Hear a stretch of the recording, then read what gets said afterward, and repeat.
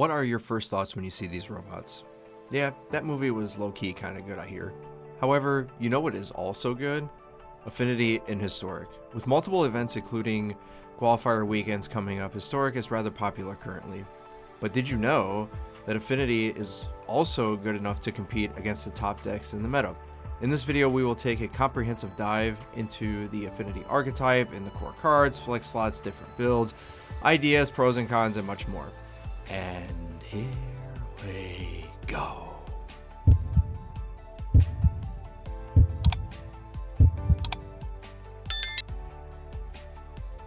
Affinity is not your ordinary deck. It is a mid-range deck cosplaying as an aggressive strategy. Cosplaying meaning you are capable of some explosive draws, but generally you are applying constant pressure, backed up with some interaction. So what do you actually do best? You put a lot of permanents that are very difficult to interact with into play each turn with slower, aggro, mid-range, and control decks having problems with it. Your core, though, is Kappa Cannoneer, Thought Monitor, Omri, Lurker of the Loch, Retrofitter Foundry, and Ornithopter package with Tamiyo. Kappa Cannoneer is your biggest win con.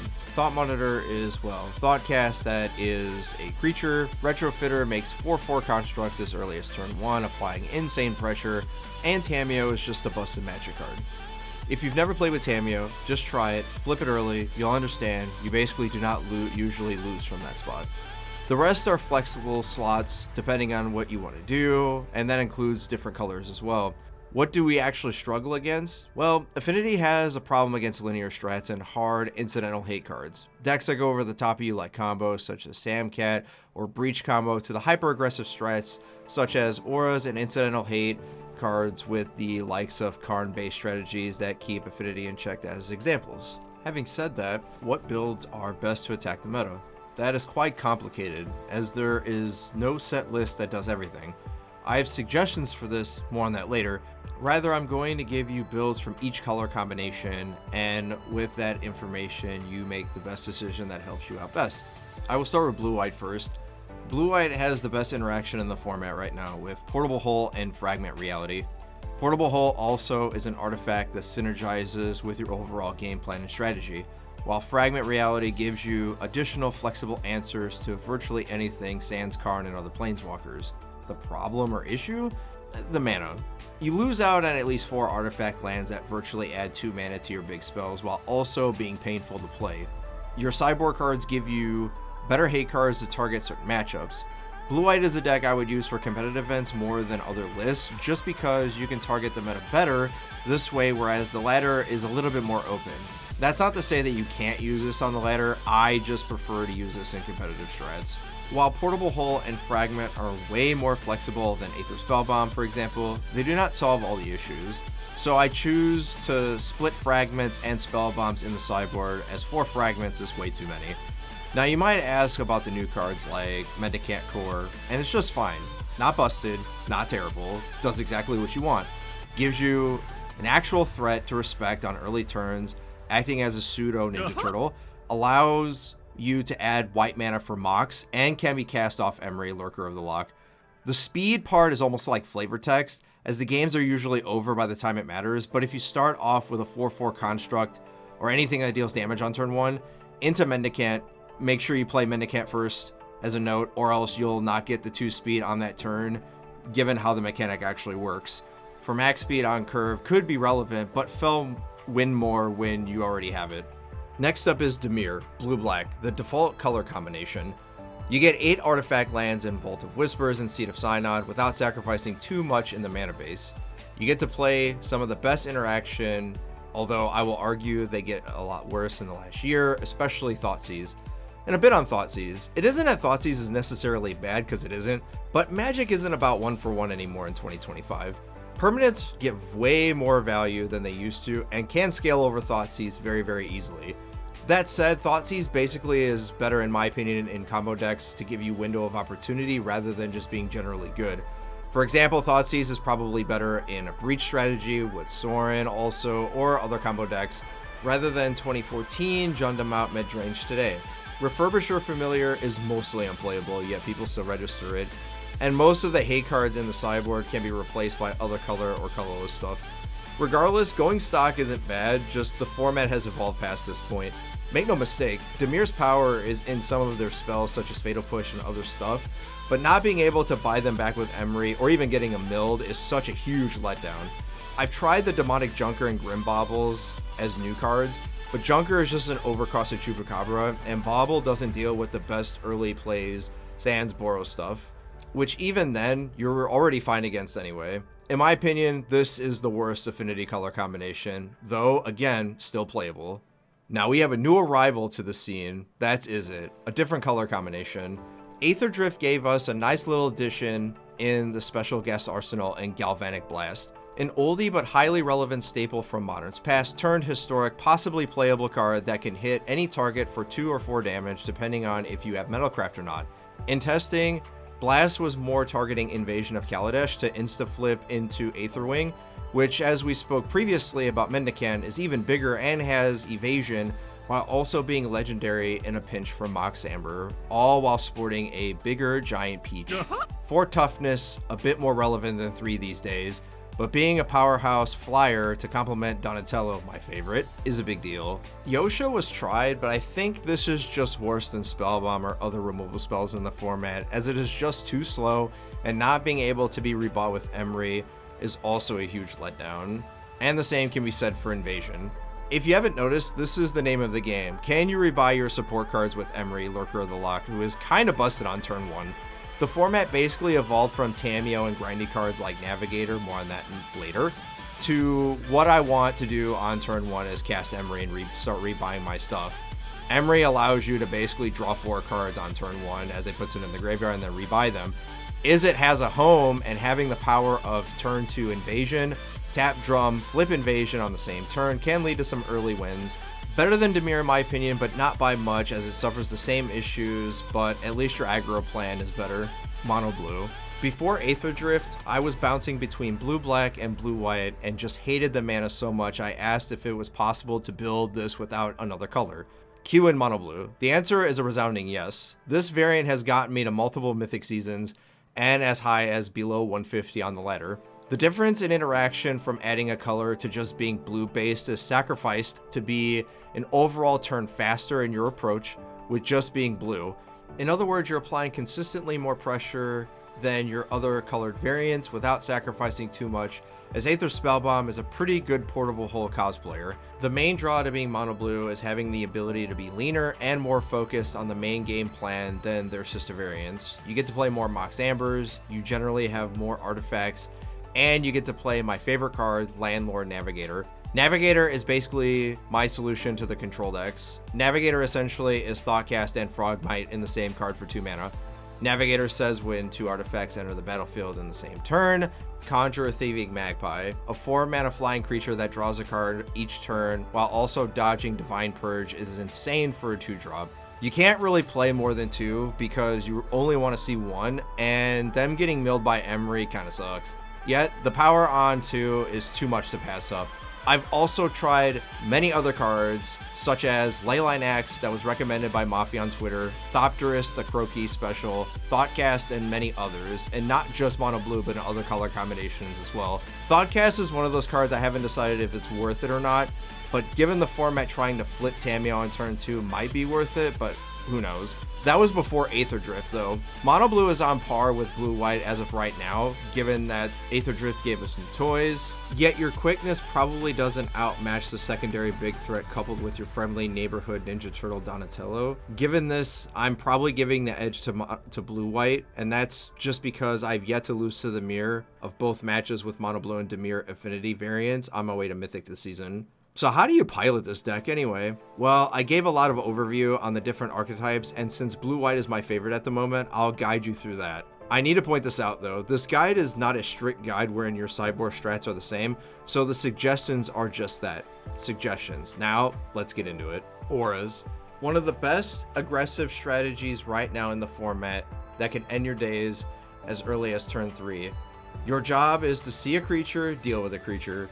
Giver of Runes is extremely annoying, but not nearly as annoying with blue-white as with mono-blue, as you get to target 2 drops with Portable Hull, and they give protection with Giver, but then all their white enchantments fall off as a result. Lightpaws is scarier than Spirit Dancer in my opinion, just because each aura is a search effect to find what they need. Sheltered by Ghost and Ethereal Armor, just to name a few. Your job is to turn one Emry or put Emry into play as soon as possible, as this finds Donatello early. You can block their stuff easily and keep them off life gain with Retrofitter and Thopters while getting in there with Kappa to end the game. Problem is, you cannot grind like this forever because they will eventually assemble Voltron and menacingly trample over your small ball strat.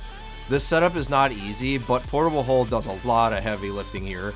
If you can, leave up Rebuke up for their first 2-drop always. Your second job is to land Donatello before they land their 2-drop. I'm guessing your next question is, how do I set all this up? You guessed it. Yeah, you need a mulligan to one of these setups. Mulligans to 5 are not uncommon here. Post board, we're taking out 4 Metallic Rebukes and 1 Mendicant for 2 Fragment Realities, 2 Spell Bombs, and 1 Haywire Might. Rebuke is kind of awful on the draw and cannot be rebought with Emry, so it gets the cut for more interaction along with spells to keep them off Lightpaws and Spirit Dancer.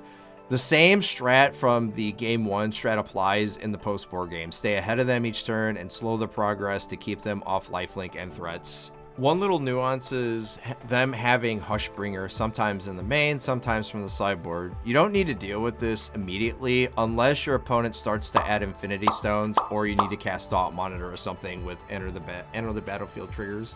Devotion. You can group mono green and splashes for 5 mana Elish Norn in the same strat because not much changes, though the white splash variant is harder. Devotion is not much of a nightmare matchup as it used to be for other variants like Dimir. This is because you slow them down a lot with Portable Hole and Rebuke. Mendicant can also surprise them with Shadow Spear equipping too, but your job is, like most other matchups, is to find Donatello early. Turn 1 Emry also is your friend here to draw 4 cards that are put into your graveyard, of course, to recast. The big problem areas are Karn and Elish Norn, and to a lesser extent, Fanatic of Rolanas early. You can beat most of their powerful turns. You can't beat a resolved Karn with extra mana. If you have Kappa before they have Karn, Karn is a lot less scary as you can attack it and end it. Elish Norn is a real problem though, because you can never get Kappa to be unblockable, so counter it immediately if possible. Post board, we're cutting 2 Mendicants, 1 Tameo, and 1 Shadow Spear, and then we're going to add 2 Aether Spell Bombs and 2 Spell Pierces. Spell Bomb is your answer to Elish Norn, and Spell Pierce gives you extra insurance against Karn and Storm the Festival. We shave on Tameo because this isn't what the matchup is all about, and you need to keep Karn and Elish Norn off the table long enough to get Donatello down. Trust me, if you have Spell Bomb and Kappa going, the multiple draw triggers from Elish Norn and 3-drops don't really matter, as they can't really break through while you're bouncing Elish Norn every turn to trigger Kappa Cannoneer to win. Also, don't be afraid to Portable Hold their 1-drops like Halfling and Utopia Sprawl. It slows them down so much it basically buys you multiple turns, and especially if they don't have Fanatic. Yeah, I know. The immediate next question is about Dampening Sphere. I know someone eventually always asks about Dampening Sphere in this matchup, and Dampening Sphere is fine, but not what we're trying to do in this matchup. That is specifically for Lotus Breach Omrithopter nonsense. Dampening Sphere against Devotion is not that great since they can Utopia Sprawl, which gets around Sphere, and they produce way too much mana for it to matter generally. Sacrifice. If there is a great matchup on paper, it's Sacrifice. Now, when I say favorable or unfavorable, I need to preface this by saying nut draws from most of these decks are tough and can swing games in any way. You interact well with Sacrifice because Portable Hole hits all their synergy stuff. Your job in this matchup is to ensure that a Johnny doesn't flip on curve where they are proactively dealing with your stuff while applying pressure. If they do not have a Johnny and a red card, you're fine. A Johnny by himself, while busted, is not nearly as nonsense as a Johnny plus Bombardment or another red card. So you save your Portable Holes for a Johnny or Bombardment, then Guide of Souls. Everything else you don't need to care much about. Guide of Souls insulates their life total long enough, and the others end the game quickly. Keep those at bay, you'll usually win because they can't spin their tires forever. Post board, we're going to cut 4 Metallic Rebukes and 1 Mendicant for 2 Fragment Realities, 2 Stone of Erich, and 1 Haywire Might. Post-board, you get better against them. Stone of Erich single-handedly carries this matchup because it stops their whole game plan while getting even cheaper ways to deal with Guide of Souls, Ajani, and Bombardment. Essentially, you are leaning your curve to keep up with parity. The cool thing with Sacrifice is they must bring in more spells against you to hold you off, and you just keep enacting your proactive game plan. That is why this matchup is favorable. If they take out threats for spells, that's also good for you.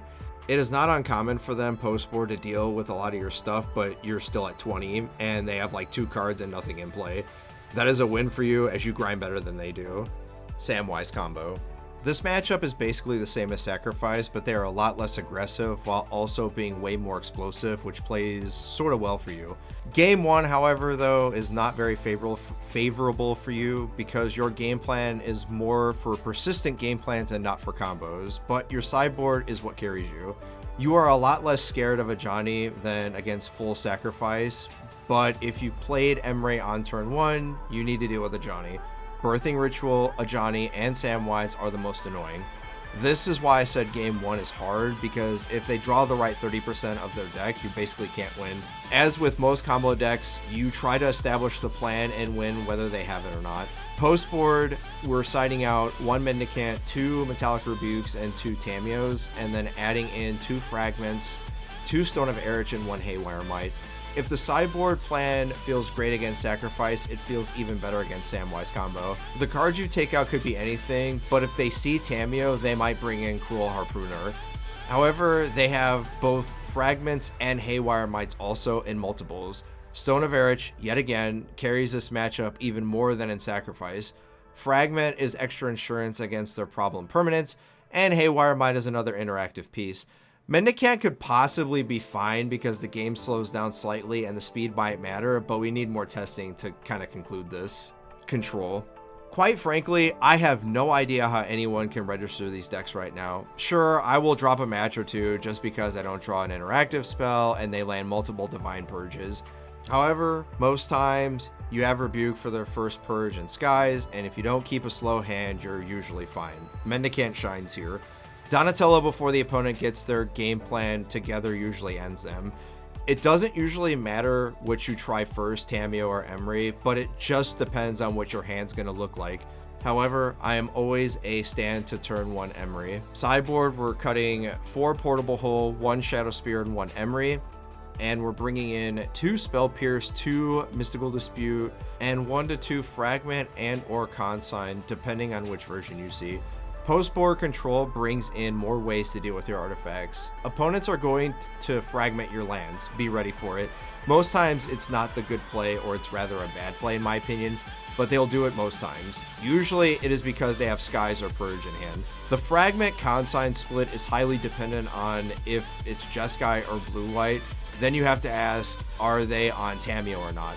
If they're on Tamio, fragment is fine. If they're on Jeskai, consign counters Null Drifter. Just pay attention to what they are and make your sideboard plan choices based on what you see. And this goes for every matchup as well. Eldrazi. I put this in here as I've seen Eldrazi variants a lot more recently, and my win-in matchup for Mythic was also against an Eldrazi variant. You are the aggressor in this matchup, and you want to do just about everything you can to put all your permanents on the battlefield as soon as possible. If your hand doesn't have turn 1 4/4 or Emry, ship it because you don't have time once the opponent starts casting 8 drops on turn 4 or 5. There isn't necessarily a scary matchup nightmare variant that is hard. They all are difficult, but your aggression usually ends games quick before they can start casting Ulamogs and Emrakuls. Sideboard, we're going to cut 4 Portable Hole and add 2 Fragments, 1 Consign, and 1 Spellbomb. Mendicant holding Shadow Spear single-handedly carried a match for me, so the robot stays. Most of their power is from their lands and ability to put a 4-drop into play on turn 2 from most of those. Rebuke stays in the deck even though most run Cavern of Souls, but this is because most Eldrazi variants run Walkers and sometimes they double spell with only 1 Cavern, so you can get lucky sometimes. Spell Bombs come off the bench as they can target Emrakul even through their protection. Wizards, the nightmare matchup. While Devotion holds everyone hostage as the worst matchup, Wizards are equally hard or maybe even harder. They are just as fast and run just as much hate while also just being consistent every game at what they do, plus running main deck hate cards and Flame of Anor. Portable Hole is great here, obviously, but your priority is Symmetry Sage, then Dreadhorde Arcanist. The rest are easier to deal with. They are the ultimate apply the right amount of pressure with enough disruption to keep you off your game plan. While the sideboard plans are generally the same against aggro, how you navigate your turns is way different. For example, if you're on the play, I'm running out turn 1 Emry. However, on the draw, Tamiyo goes first as you want them to answer that as bait first, then run out Emry. You do not necessarily care about how many cards they draw, as you're dealing with every creature that has the potential to take you from 20 to 0. Yeah, this is why the deck, while unpopular, is extremely scary. Sideboard, we're cutting 4 Rebuke, 1 Tamiyo, and 1 Emry, and we're adding in 2 Fragments, 2 Spell Bombs, and 2 Spell Pierces. The Spell Pierce juke has worked well for me, so I'm just going to keep it. Mendicant stays just because if you can still play Mendicant and get a Spear and insulate your life total just enough to stave off a turn, you could easily gain as much as 5 to 9 life in a single turn and still not be enough for how much damage output they have, especially if the opponents are on Reckless Charge, which is highly popular right now. Again, see a creature or deal with a creature is the name of the game. Pierce comes in over Rebuke because most decks bring in Meltdowns and more stuff for your permanents, so you usually do not have enough artifacts to deal with them. I could see an argument for bringing in Disputes as well. You just need to find more cuts. So Guide, possibly, Shave on Mendicant and Thought Monitor. Good luck! Lastly, the mirror matches, and it depends on which variant. The Affinity mirror match plays out like most mirror matches do. Whoever finds and resolves Donatello usually wins. I moved off Navigator, and most should too, as the format is not about those kinds of games anymore. The problem for Navigator players is what do they replace it with? And I have no idea. Turn 1 Emry, turn 1 Tamiyo is your friend here. Generally, the mirror is not against blue-white, which is good because Portable Hole is so good here. Against Dimir, they can't really handle the density, and Mono Blue has good threats but struggle to apply enough pressure. Sideboard, we're cutting 2 Mendicants and 1 Tamiyo. Player draw dependent, 1 Haywire Might, 2 Disputes, 2 Fragments. I haven't necessarily decided on how I want to tackle this matchup, but I lean on the side of caution because Donatello is the main focal point, with Emry as a close second. Again, depending on how your hand is constructed will determine how you're going to navigate the game. You could also convince me in bringing in the Miser Crypt since we cut a lot of legends and can shave a Mox. So many options, but one thing is for sure, just resolve Donatello before your opponent does, and it's easy. The play draw split is entirely dependent on flexibility, but I'm leaning towards just Dispute overall, just because it counters basically everything you care about, and it's still cheap, regardless if it's play or the draw. If you want more matchup analysis that's not covered in this guide, leave a comment on what I missed and I will add more, or you can hit me up in DMs on the usual socials, as I am active on there as well. To recap, the TLDR, too long, didn't read, didn't watch, is to play Emry on turn 1 most of the time, get Donatello into play, profit. Post board, take out bad cards, put in better cards, profit further. If you've made it this far, live gameplay of the matchups and background are live on Twitch with link in the description. Supporting the content is easy, free, and simple. Liking the content, subscribing, and while following the socials are all ways to support without sacrificing in this inflationary economy that we have, which also pushes this video to more viewers like you. Until next time, shuffle up and play. See you in the next video.